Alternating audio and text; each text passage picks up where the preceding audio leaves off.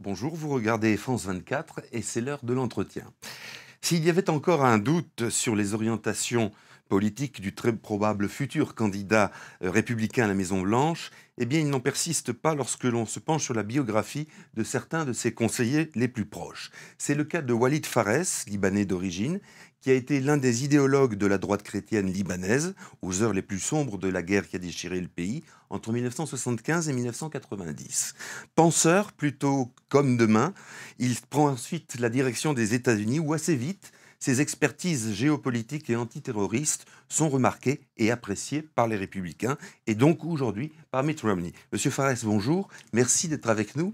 Avant qu'on en vienne à votre activité actuelle, et précisément, j'aurais voulu qu'on parle de la manière dont vous avez vu ou pressenti les événements du monde arabe. Il y avait là quelque chose qui pour vous était inéluctable ? Tout à fait, les directions non seulement des événements, depuis les années 90, mais surtout le débat et le dialogue à l'intérieur des forces démocratiques, sociales, qui ont produit le printemps arabe, y compris surtout sur Internet. Après la révolution des Cèdres du Liban, la révolution verte d'Iran, mais aussi la montée du multipartisme en Irak, en Afghanistan, et certainement avec la montée de Facebook, de Google et de tous les moyens d'Internet, il était inéluctable de voir dans le monde arabe, en commençant par les blogueurs de la Tunisie et de l'Égypte, l'explosion de ce qui se passe maintenant. Vous êtes en train d'écrire un ouvrage en français sur, disons, peut-être la suite de ces révolutions arabes. Est-ce que, également, les élections qui ont eu lieu jusqu'à présent, par exemple en Égypte, en Tunisie, est-ce que cela, là aussi, vous paraissait prévisible, c'est-à-dire cette force des tendances islamistes aussi? Ou bien est-ce que ça a été une surprise pour vous? Non, pas du tout. En fait, à la fin de mon bouquin, de la révolution qui vient, en anglais, The Coming Revolution, j'ai projeté très clairement qui va prendre le dessus, que ce soit par les élections, que ce soit par l'organisation ou que ce soit par les milices islamistes en Libye. C'était très simple. Ceux qui étaient les plus organisés, les mieux financés, ceux qui avaient le plus de moyens de propagande avant la révolte, avant le printemps arabe, étaient inéluctablement les forces qui allaient gagner la première élection après et depuis le printemps arabe. Alors, comme vous êtes conseiller de Mitt Romney, qu'est-ce que vous lui dites justement quand il vous pose des questions sur le monde arabe qui est complexe? Tout le monde le sait, hein, un illustre président français disait l'Orient complexe. Qu'est-ce que vous dites à un personnage comme Mitt Romney pour décrire précisément la problématique de ce Moyen-Orient? Ce qui est très intéressant à propos du gouverneur Romney est qu'il recherche le détail. Il est très intéressé par le détail. C'est un manager, c'est quelqu'un qui veut faire une gérance stratégique des choses. Il écoute ses conseillers, mais il ne dépend pas tout à fait de ses conseillers comme les présidents de ces grandes démocraties libérales, surtout comme les États-Unis. Il a écrit lui-même un livre, et dans ce livre-là, il a parlé du Proche-Orient. Il a parlé du partenariat avec les sociétés civiles du Proche-Orient. Et ça, c'était juste avant que le printemps arabe ne commence. Donc, il est très intéressé par savoir quelles sont les forces qui vont pousser vers la démocratie, vers en fait le pluralisme d'une part, et qui sont les forces qui vont se tenir devant ce changement. Et alors, en matière bien sûr, du Proche-Orient, on ne peut pas éviter la question du conflit israélo-palestinien. Est-ce que là, vous sentez... C'est une question que je vous pose à vous aussi également. Est-ce que vous sentez une sorte de fermeture, de fin, de non-recevoir de la part du gouverneur Romney vis-à-vis de la création d'un État palestinien? Ou bien est-ce que c'est pour vous et pour lui une chose d'ores et déjà établie et souhaitable? Non, tout à fait. Le gouverneur Romney l'a bien dit dans ses discours et dans ses écrits. Il croit à l'issue, d'une façon très paisible, du conflit arabo-israélien, mais basé sur deux choses. La reconnaissance arabe-palestinienne de l'État d'Israël et la reconnaissance éventuelle d'Israël d'un État palestinien. Il est contre les forces extrémistes qui, à l'intérieur de la mouvance palestinienne, dans ce cas-là, le Hamas ou le Hezbollah venant du Liban, qui sont alliés avec l'Iran, il est contre leur capacité de faire sombrer le processus de paix. Il est tout à fait proche du sentiment palestinien, en ce sens qu'il sait qu'il y a des souffrances, qu'il faut terminer ces souffrances.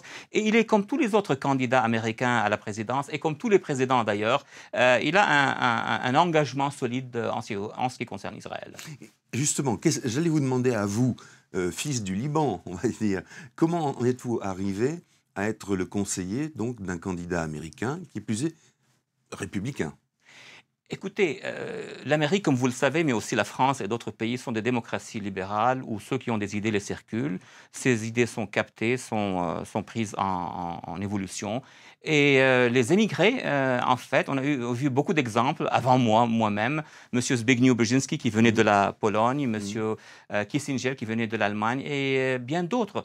Ont amené avec eux peut-être l'expérience un peu plus avancée ou un peu plus étalée ou vécue des crises qui existaient dans toutes ces régions. Et je pense que ça a aidé. Mais le plus important, c'est les idées, c'est les livres. C'est, je crois, grâce à mes livres que j'ai publiés aux États-Unis, 5 jusqu'à maintenant, y compris un livre qui est apparu après le 11 septembre, qui a prédit aussi la formation du djihadisme urbain, et on l'a vu que ça s'est passé, qui ont probablement influencé la décision.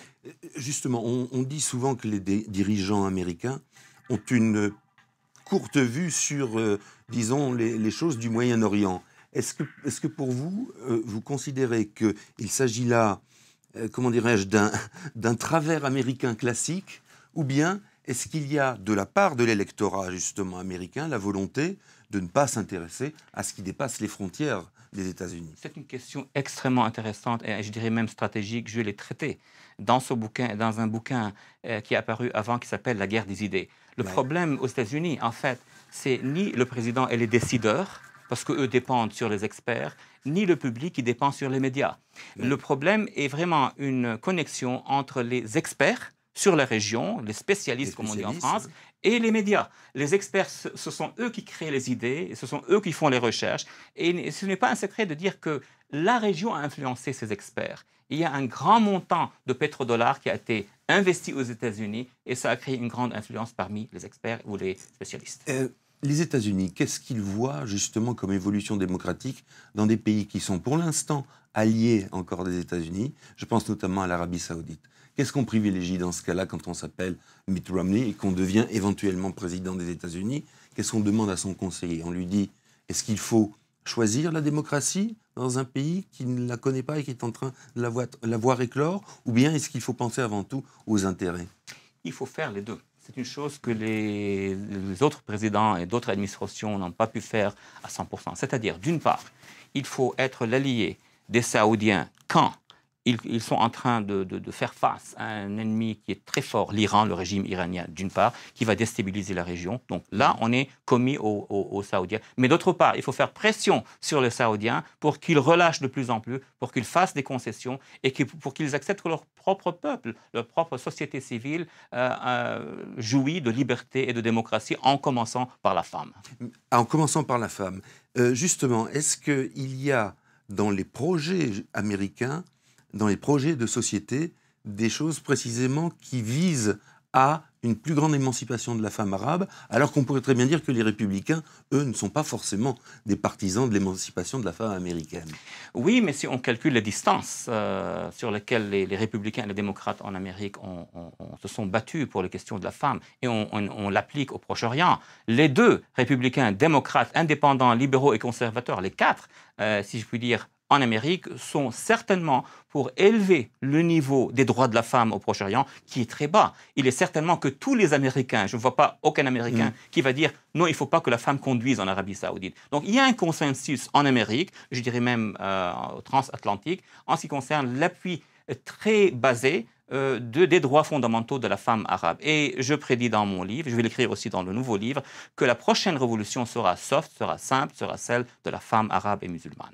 Est-ce que, alors, pour votre parcours personnel, est-ce que c'est le fait d'avoir eu une formation très à droite au Liban qui vous a porté vers les républicains aux États-Unis? Pas du tout. Ce que l'on met en ligne, sur Wikipédia, ne reflète pas la réalité. Il faut aller à la presse libanaise. Moi, j'étais social-démocrate. J'ai créé un parti politique à l'intérieur de Beyrouth-Est parce que je suis né à Beyrouth-Est. Donc, oui, c'était commandé par les Libanais chrétiens, par les forces libanaises chrétiennes, mais moi, j'étais le secrétaire général d'une formation social-démocrate qui, à ce moment-là, luttait pour la femme, pour les minorités et pour les forces démocratiques. Mais cela m'a appris plus sur les sociétés arabes, parce qu'on s'engageait avec les minorités du monde arabe et avec les femmes du monde arabe. Donc, quand j'ai émigré aux États-Unis, je me suis spécialisé dans ces questions-là et j'ai été remarqué. Et c'est pourquoi ça que vous avez été remarqué au bout d'un certain temps, ou bien ça a été très rapide?